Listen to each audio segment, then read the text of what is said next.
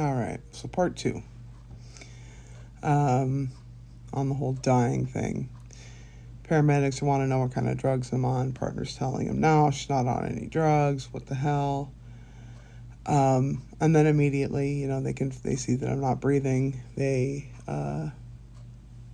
intubate, so they shove the breathing tube down your throat, and they start breathing for me. They were trying to do chest compressions to get my heart started. Wasn't going well. I wasn't responding.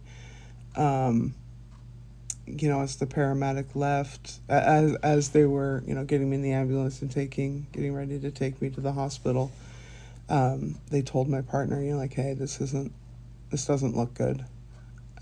You definitely should come, to the hospital. So she did, and yeah, it wasn't good. When I arrived at the hospital, I was not alive, technically. They were breathing for me still. It took them 6 attempts to get my heart started, and then my heart stopped while I was on the operating table again. But they were able to get it going. But it was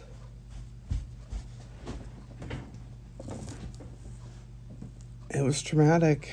I was in the ICU. They were able to get the clots out. They got me on blood thinners. I have 2 stents in my heart.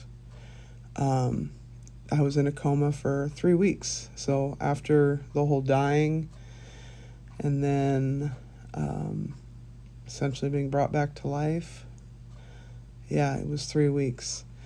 What I remember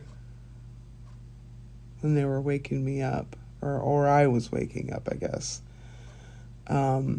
they were pulling the breathing tube, the tube out of my throat, and it felt like my chest was being lifted up. Like I felt like I was being lifted. Like I can't, I'm not sure if I can even explain it, but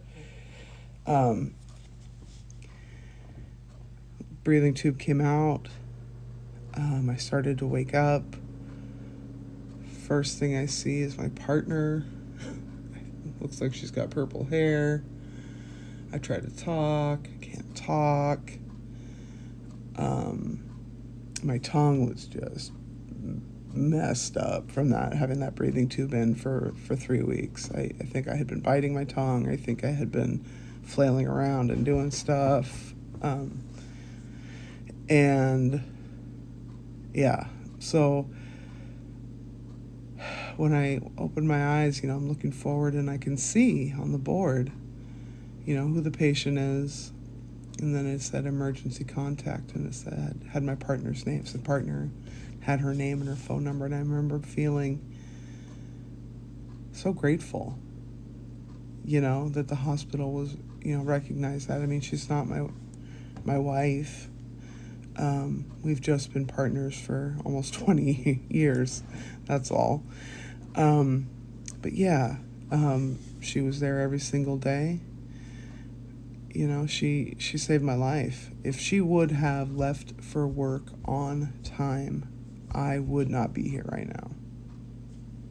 No, I was dead. I just so happened to die in front of her, very, very luckily. Very, very lucky that we lived less than a half a mile from the hospital. So emergency response was very, very quick. They did, send my partner home with some paperwork that said, now that my loved one has a brain injury, how do I care for them? I didn't realize they thought that I was going to have a brain injury, But when I woke up, the nurse, one of the nurses starts talking to me. Hey, Krista, do you know what happened? And I'm wild-eyed, like, no, I have no clue why I'm here. I have no idea what happened to me.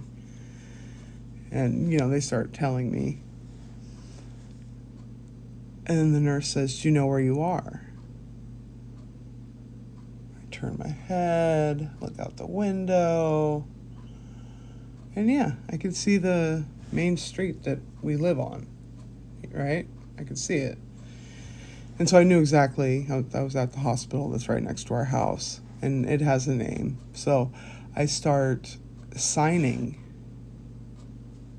And I only know the alphabet also, just the alphabet. I don't know. I'm pulling dynamite. Like, I don't know. I don't know sign language. But I do start signing the name of the facility that I was at. And then the nurse was like, oh, I didn't realize she was deaf.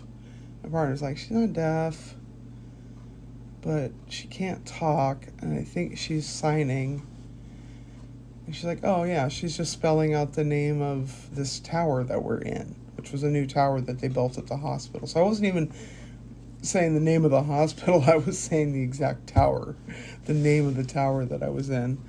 So, the nurse was like, oh, okay, she doesn't have brain damage. What?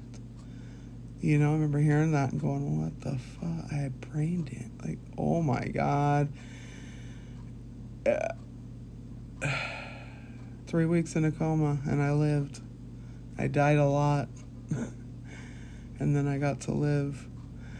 My experience with that is I didn't see an afterlife.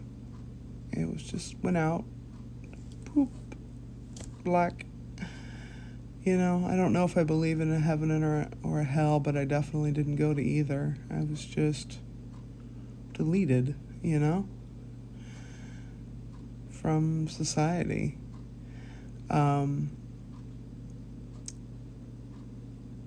But I came back and I lived.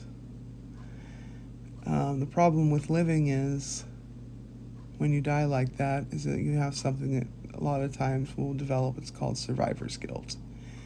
And that is another episode. So I want to thank you guys for being on my channel, hanging out with me in Strawberry Shortcake in the garage. If you're watching, thank you. If no one's watching, hey, that's okay. I need to tell my stories. And yeah, if you're a first-time watcher, thank you so much for making it this far in the video. Take care.